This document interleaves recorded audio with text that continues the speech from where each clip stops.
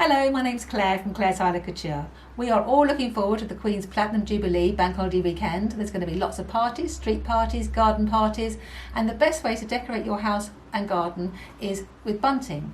So today I'd like to talk to you about lots of ways of making bunting, like the ones behind me. Lots of different ideas, different fabrics, different trims. So here we go. Okay, so first lot of bunting we're going to make is using just a plain cotton fabric. Now I would suggest that however you're going to do your bunting, you make yourself a cardboard template. So you can decide on what size you want to do. I'm doing the traditional triangle for most of this because we're being traditional. This template I measured 8 inches across the top, found the middle point and drew a line perpendicular and then drew in the diagonal lines. So that's given me my nice even triangle. I'm going to mark these onto the fabric. Now I'm going to be brave and do several layers together here, but if you're not confident to do that, you can cut them out singly. But if we draw them on first, that's going to be very helpful. So I'm going to make sure I've got a nice straight line to start off with, because you can never really rely on things being straight just because it's a cut edge. So I'm going to use a friction pen because this will come off when you iron. So in case I make a mistake or anything like that, I can just run the iron over it and it will disappear. I'm using a patchwork ruler because I can line up the mark on the ruler here with the selvage of the fabric and then draw myself a nice straight line. And I can go all the way across. That's not showing very well, is it? Let me just do that again.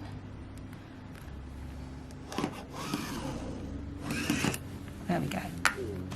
And then I can line up my template with that top line and draw myself some triangles. Now the good thing about this particular template is that I can draw one that way and then flip it round and draw another one that way.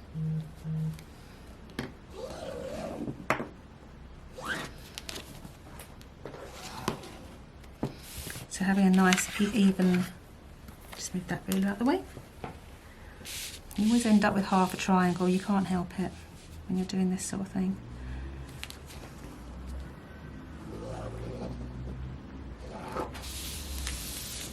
And then turn around and draw another one. Oops, that's the end of my nut.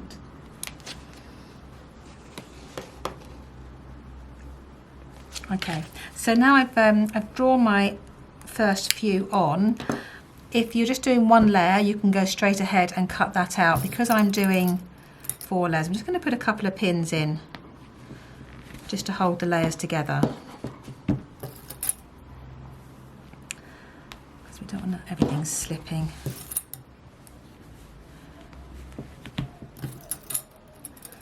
Because if you cut out nice and neatly, then it saves you all sorts of problems later on. Just a few pins just to hold it nice and neat. Now you can choose whether you want to cut out with straight scissors, or if you want really quick and easy bunting, you can use pinking shears. Pinking shears are the scissors with the little triangles in them there, and you can just cut out, can you see those there? Cut that out. So if I come straight in here,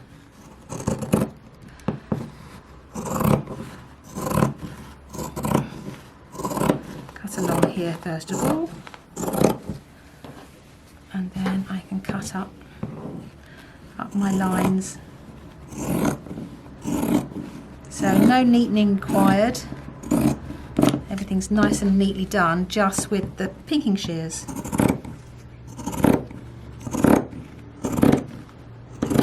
So if you're short of time and you just want some really quick and easy bunting, this is going to be your easiest option.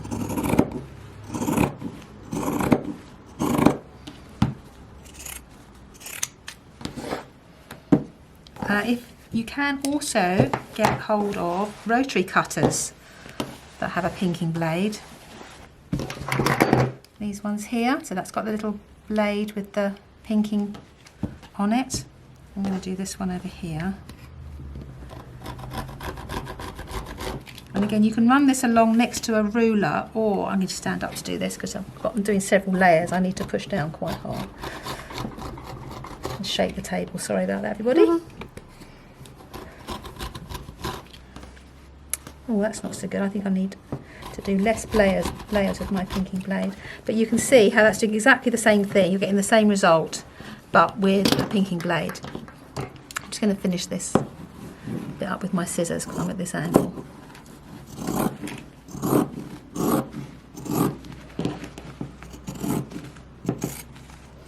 So I'm going to do the same in my white and in my blue. And then I will show you how to finish the bunting.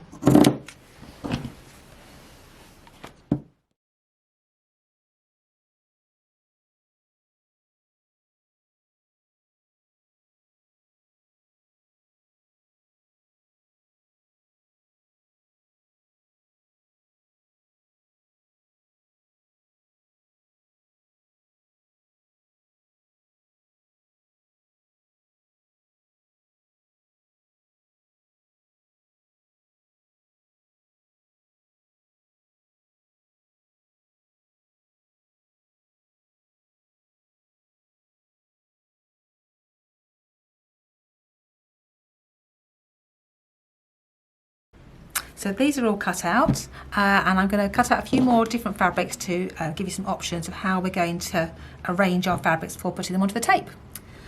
Right, we've got our red, white and blue, and we've also got here some red, white and blue with prints on it. This is quite a good fun thing to do. You can buy fat quarters of cotton fabric with patterns on. So if you get the ones that are predominantly in the Jubilee colours, then you can mix and match. You could do all printed bunting, or you could mix it in with your plains. But the next fun thing to do is decide how you want to lay out your colours. So I'm going to just move these out of the way for a second and stick to let's keep it simple just for this bit. We've got red, white and blue. I'm going to be using the very simplest way of creating bunting is just with some cotton tape. This is, I think it's about 1/2 inch or 12mm cotton tape. Yep, there we go. And you need to decide how long a piece of bunting you're going to make, because a really long piece of bunting you might want to spread your triangles out a bit. If you're making a very short piece, you could put them really close together. So think about how much bunting you're making. Leave a nice piece at the beginning, because that's what you'll need to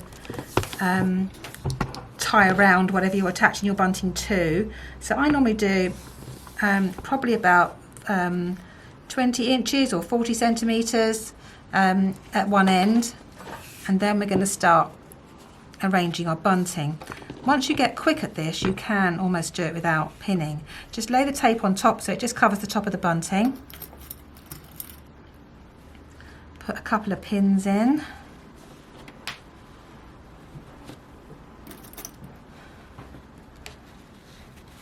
And then just for this one, I'm going to leave a couple of inches or 5 centimetres between each triangle. Just drop my tape measure on the floor, excuse me. Standard. Yeah, standard. Lucky I've got a tape measure. Normally on a video I lost my tape measure. So I'm going to leave another 2 inches.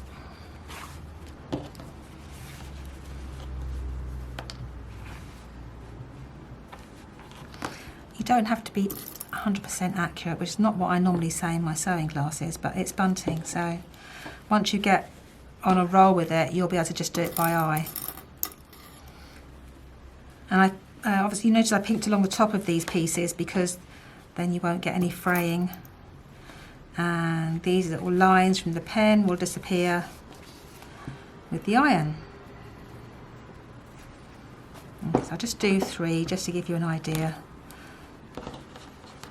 At the sewing machine, again, you could choose, this would be a good opportunity to add some fancy trim. And there's all sorts of things you can get for trim.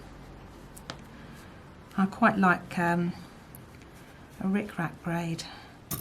So start thinking about how fancy you want your bunting to be.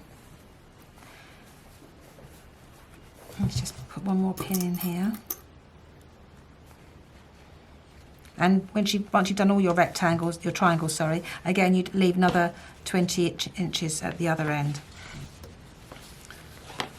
I was looking at these sort of braids earlier, thinking this could look quite pretty. A bit of rip-rack braid on there would look nice, wouldn't it? Might play with that a bit later. At the sewing machine, I'm going to select a zigzag stitch. Now you could just select a straight zigzag that just goes up and down. If your machine has a triple zigzag stitch that does 3 up and 3 down, that would be really good. It's a little bit stronger and I just find it lays a bit flatter. So on my machine, a triple zigzag is stitch number 8, and I've done it the widest stitch it will do. So my stitch width is 5.5 and I've done my stitch length at 2, and that should give us a nice, just going to do a reverse at the beginning, and I'm just lining my machine foot up so that the tape's going evenly under the foot. I don't really want any of my bunting triangles to show above the tape, so just adjusting that as I go. And like I say, as you always stop with the needle down before you take the pin out. Once you've done a few of these, you'll probably put less pins in and be able to do the spacing by eye. Continue the zigzag stitch over the gap.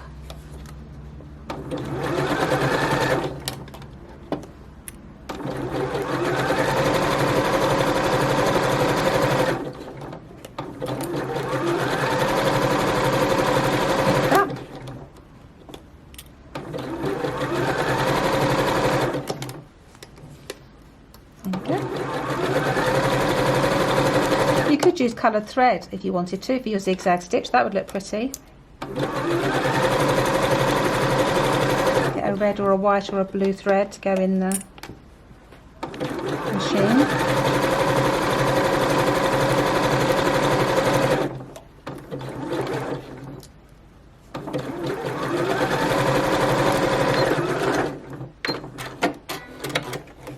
There you go. That's our first little bit of bunting. Lots more to go. If you have an overlocker, that can be a really quick way of neatening your bunting as well. I've got on my machine, I put red, white and blue threads just to be fancy, and I've just left it on a standard 3-thread overlock with the right handing, so a narrow overlock, and I'm going to go down each side.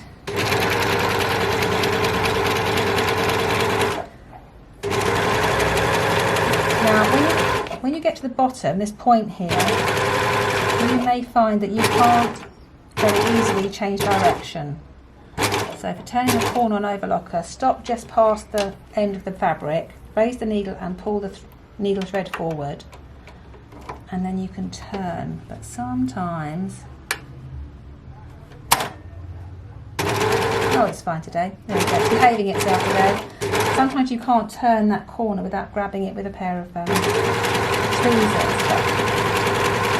I think it depends on the fabric you're using. Just go around the two sides because we've got the pinking shears at the top, so you can see that on that one we've got red on the top and we've got blue on the other side, and I put the white in the needle thread. So on each colour that you're using, each colour fabric, it's going to have a different effect. So let's do the white one. Let's get rid of that thread. So that's a nice red one done. Let's do a white one so you can see.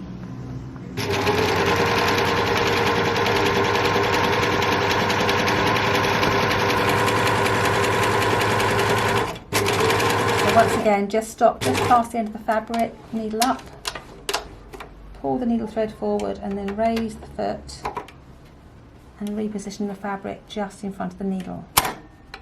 And off you go again.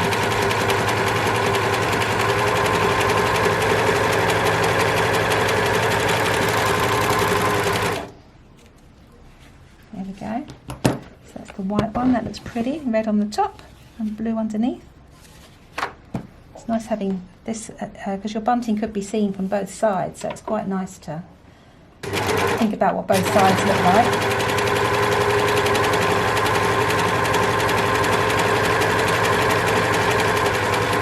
Just past the corner, raise the needle, pull the thread forward and reposition.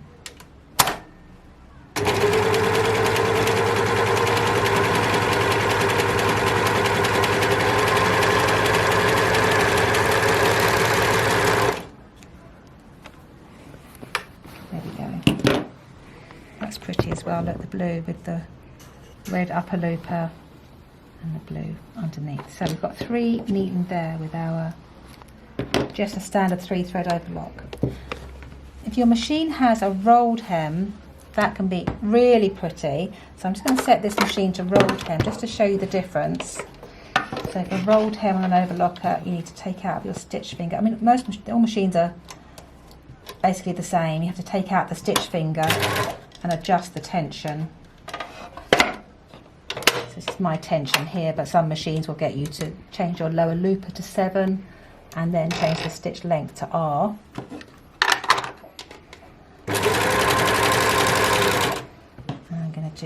I'll just do one of these with a rolled hem just so you can get the idea. Obviously I'm using because I had lots of these pieces cut out with the pinking shears, so I'm using my pieces, but you would just cut these rectangles out with straight scissors or a straight blade. You don't need to do pinking shears if you're using the overlocker.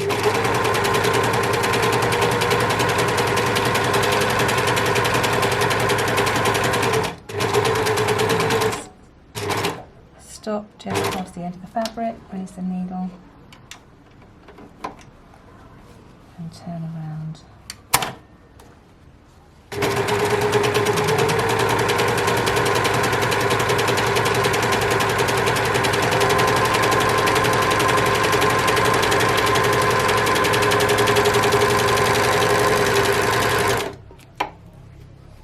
That's a really nice little neat look with the rolled hem. I prefer that, but it's just a different look. So that's the red with the rolled hem, and that's the red with the overlocked edge. So obviously the rolled hem uses more thread, and the back of the rolled hem you only get a little bit of the blue showing, but it's very neat. There you go. There's a couple of ways to finish your triangles with an overlocker, and then you could put them on the tape in the same way that we did with the first set that we did. So we've done some plain bunting, and I mentioned briefly about thinking about what your bunting might look like from both sides, because it depends where it's hanging. It could be up against a fence, it doesn't matter, but if it's hanging around them across a courtyard or a patio, you might want to think about your buntings being the same on both sides, or being as nice on both sides. So this sort of cotton is not as nice on this side, so you could put 2 pieces together, or sew them together and turn them through. That's what we're going to do next. So you could back your printed cotton with a plain one, and cut everything the same size, so that would be fine. Or, because I bought all these fat quarter packs, I've actually got 2 different prints in each colour. So for the red, I got 2 different prints there, so I thought it might be quite nice to have different pattern on each side. So I'm just going to pin these together, right sides together. Again, if you're doing this, you wouldn't need to cut them with the pinking shears. I've just done that. So we've got lots of options. You could just cut it with a straight blade or straight scissors. Pin them together, and then we're going to go to the machine and stitch with a narrow seam.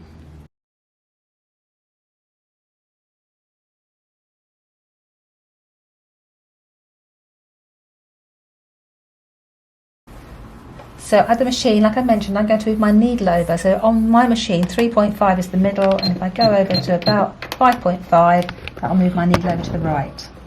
So now, just grab hold of my thread. I can line up the edge of my fabric to the edge of my foot here, and stitch forward. I don't need a really tiny stitch length. I've got a stitch length of 2.4. Don't want to go much bigger because that'll make it more difficult to turn the corner at the end. So I'm just lining up my fabric to the edge of the foot there to do a nice narrow seam.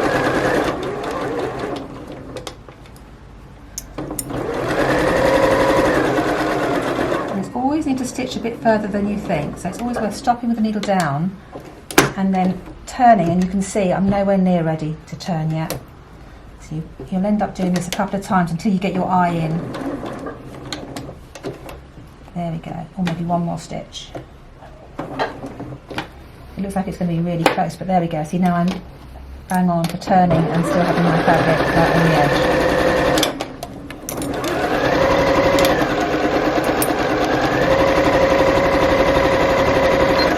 Reverse stitch at the end. stitch. You can see that on there, look. Nice neat point. Let's do the same on the white.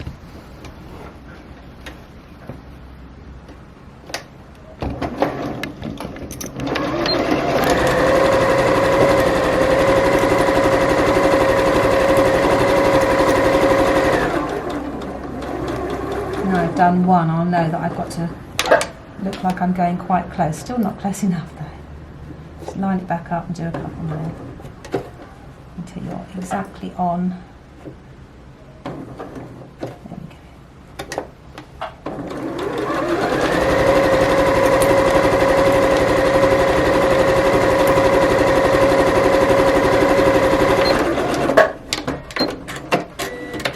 go. And lastly, the blue one.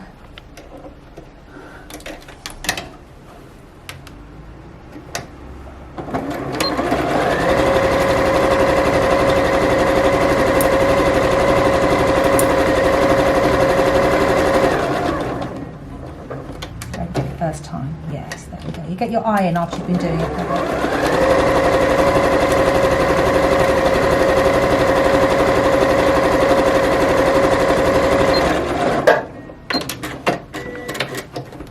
Okay, so there we go. You can see that's nicely stitched right to the point.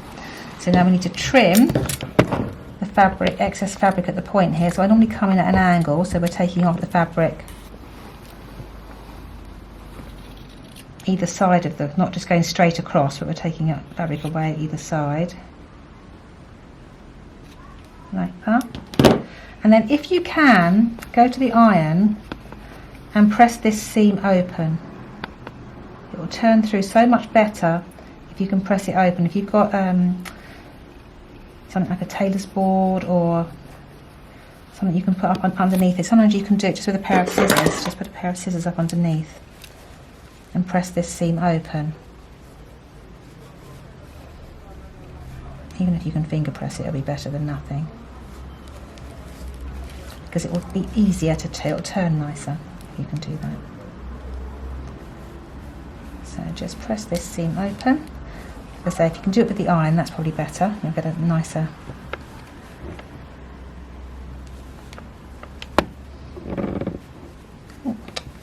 My scissors the wrong way round, that doesn't help. There we go.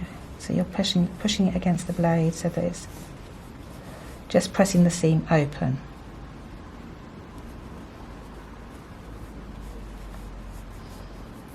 And then we're going to turn it through. And I did bring a point turner with me.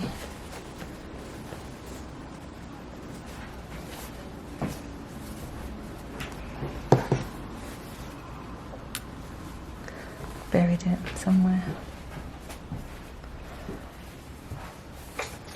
Push it as far as you can out with your fingers, and then don't use your scissors or a knitting needle. Use something like a bamboo point turner just to push the end out. Just to push that out gently into the corner. There we go. Like that. And then go to the iron and give that a really good press. You can see already that's easier to press just because you pressed that seam open. So I'll get those pressed, and then I'll talk about a different way of neatening the top edge. I'm going to neaten this bunting with some bias binding. This is a polycotton bias binding. It's 25 mils wide and it comes in lots of colours, so you could use red, white or blue. I'm going to use white for this sample, and I've pressed it in half so that the one side is slightly shorter than the other. Can you see that? Because that just means that when you're stitching this on, you will definitely catch the underside. Okay, so again, I'm going to leave about 20 inches. I leave a bit longer on this one actually. I'm going to leave about 30 inches. Let's do 25 inches at the side there, because I want to do a little fancy thing at the end. Place your bunting triangle right up against the fold, and then bring it over and pin it in place. You might need a few more pins for this. Again, the more you do, the less pins you'll use. Just make sure that the edge of your bunting is right up against the fold of the fabric. There. Make sure these the corners of your bunting are pinned in, because sometimes when you're sewing along they slip out, and we want to avoid any unpicking if we can. Again, I'm going to leave about 2 inches in between. Can you see there? I've got a little bit sticking up there, so I'm going to just trim that off, just to make it nice and square.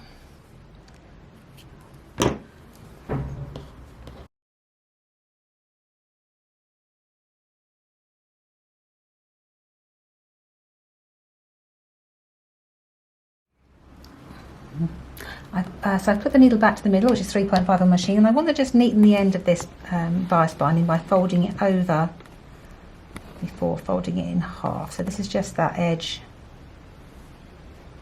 that end, the 20, 25, 30, 30 inches that I put at the end there, because I want to start stitching. I want to stitch all of this in half, this binding, before I get to the actual bunting. So I'm going to start at the end here, and ideally you want to be stitching quite close. You want to be stitching these edges together. You want to be stitching quite close to this edge. So find somewhere that you can line up your needle, line up your fabric. I line up to the inside edge of the foot there, and then move the needle over so that it's in the right place. Then I haven't got to worry about where the needle is. Always find the best way to stitch a straight line is to not look at the needle. So if you can use something else as your guide.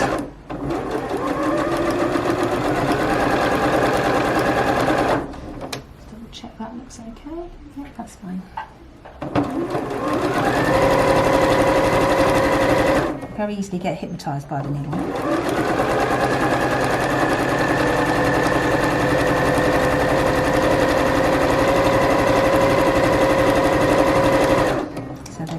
The end of the tape is stitched. I'm coming up to the bunting now. And stop with the needle down, and then away you go. So that's really smart, and it looks as nice on this side as it does on that side. So it's nice double-sided bunting you can hang across a patio or around a conservatory with glass. Now you can, again, you could tie this end here, you could tie that around something.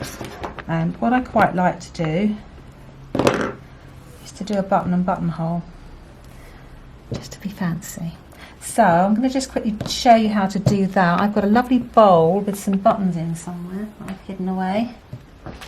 You can buy bags of mixed buttons. So I've got lots of different red, white and blue buttons, which you could use to decorate your plain bunting bits, just sew them on, or you could use them, find one that's quite a nice size. I don't want anything too big, I only want a small one really. Let's find a nice small, there we go, that looks quite nice. So I'm going to get my buttonhole put out, and put the button in the back like that. This machine has a one-step buttonhole, so it's quite nice and simple. You could do a contrast thread for your buttonhole if you wanted to.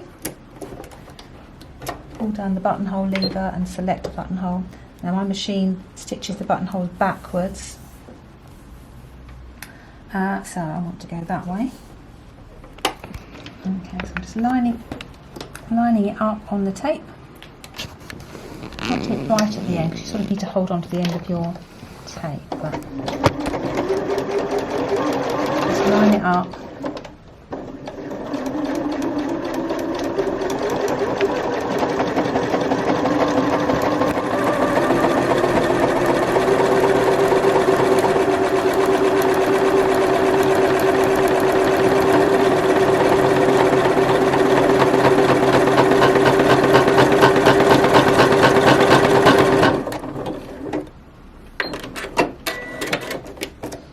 I've got a nice little buttonhole at the end here, so I'm going to cut that open and then I'll sew a button on a bit further down. Oh, there we go. So I'm going to sew a buttonhole on about here.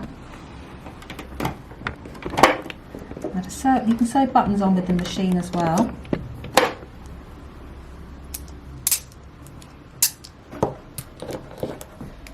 Okay, to sew a button on, you need to use a satin stitch put on your machine so it's nice and clear. Drop the feed dogs on the back of your machine so that they can't pull your fabric through, and select your zigzag stitch. Also taken the stitch length down to 0. So I'm going to position my button on my binding. Well, I'm going to put it about halfway along my binding here and line it up so that you can see that the needle is going to go through the hole.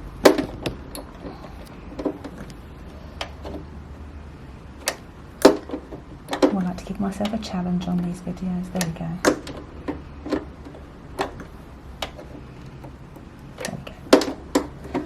And then always do a little test.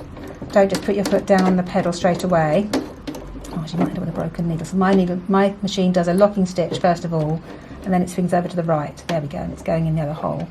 There. So now I can put my foot down and do several stitches. Locking stitch. And cut the thread. So my button is stitched on to my binding. Okay, so I'm just going to trim the threads off, and there's my button sewn onto the tape. So when I want to hang my bunting up, I can just loop the thread around whichever post it's going to go on and put the button through the buttonhole. There we go. And that looks really nice and neat. Okay, so that's another way of finishing off your bunting with a button and a buttonhole. Let's have a look at something else. So you can use any fabric for making bunting. We've looked at cottons and there's all sorts of other things you can use. This is a denim, and to keep in with the jeans look, I've top stitched around the edges. I'm going to show you how to do that on my machine.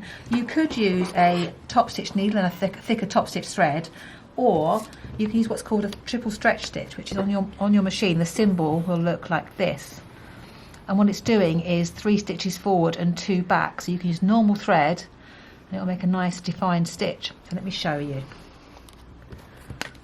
So I'm going to select stitch number 4 on my machine, and I'm just going to line the fabric up to the edge of the foot. Nice easy guide. Hold on to my threads at the beginning and start stitching.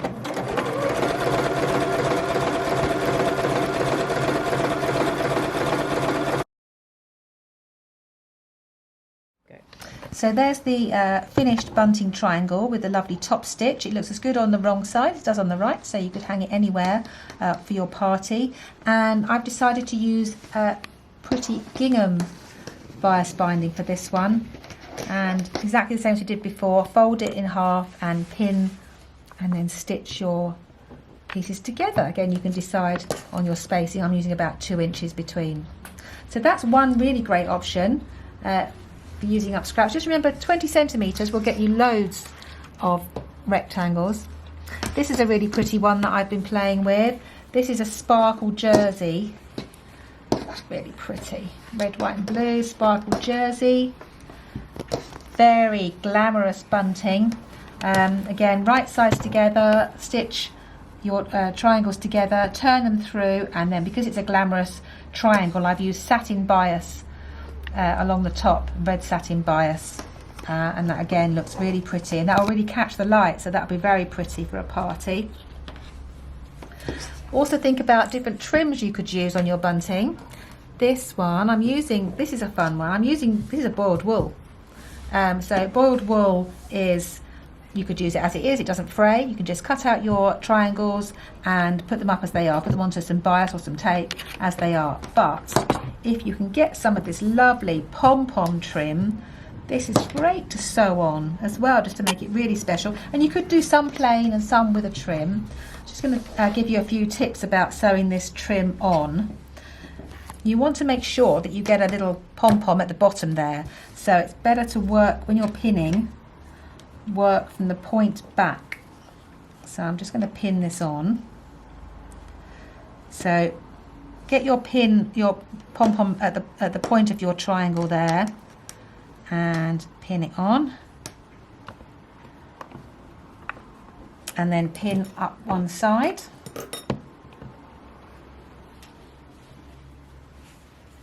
Making sure I've got the edge of the trim right against the edge of my fabric, so that the pom-poms will show, like you can see on this one, they'll show from both sides. On one side will have the braid, on one side I'll just have the pom-poms showing. I'm going to put this all the way up.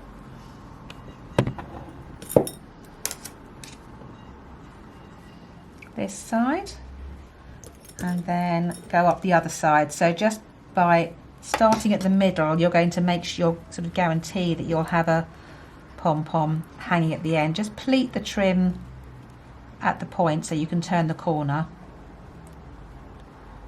Make sure it's going to be hanging nicely off the end there. And pin up the other side. And we're going to use a straight stitch. Now, similar to some of the other bits that I've done, you're going to need to move the needle to get it in the right position, because the pom-poms tend to get in the way of the foot. I'll show you what I mean when I get to the machine. So I'm going to go to the machine, and I'm going to line up so that the edge of the foot is on the edge of the braid, and then move my needle over. So on my machine, it's going to be on 6 there, so it's going to be stitching. I'm going to line the edge of the foot up to the edge of the tape, and I've moved my needle over so that I'll be stitching down the middle of the tape. And because it's quite thick now, I've got a thick boiled wool, and I've got the braid as well. I put my stitch length up to 3.5, so I should have no problem. Oh, I need to be on 1, sorry.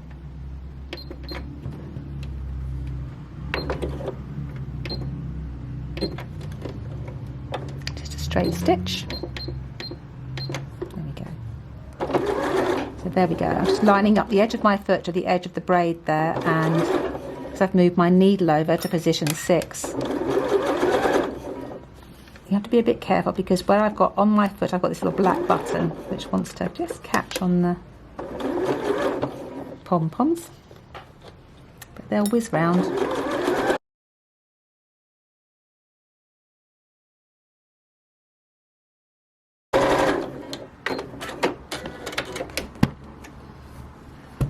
There we go. Really pretty.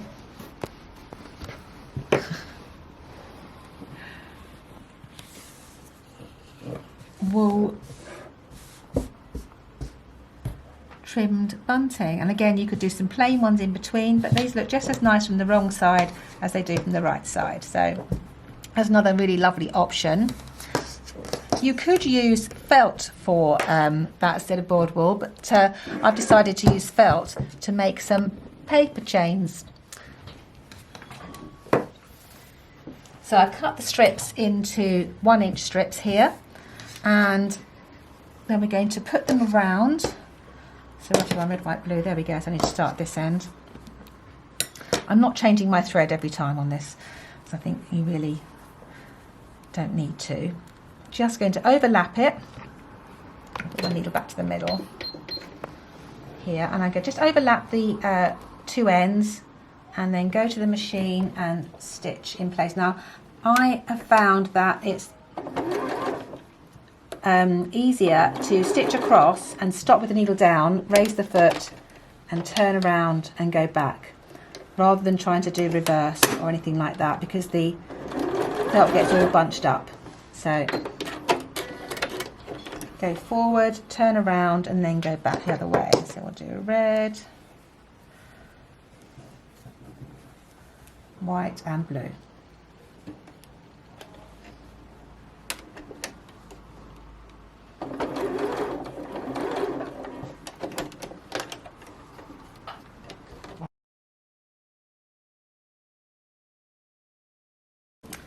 Once you've stitched it, you can just trim off any, if it's overlapped a bit too much, you can just trim those off. And you're trimming off your threads just to make it really neat. See, there's little bits there.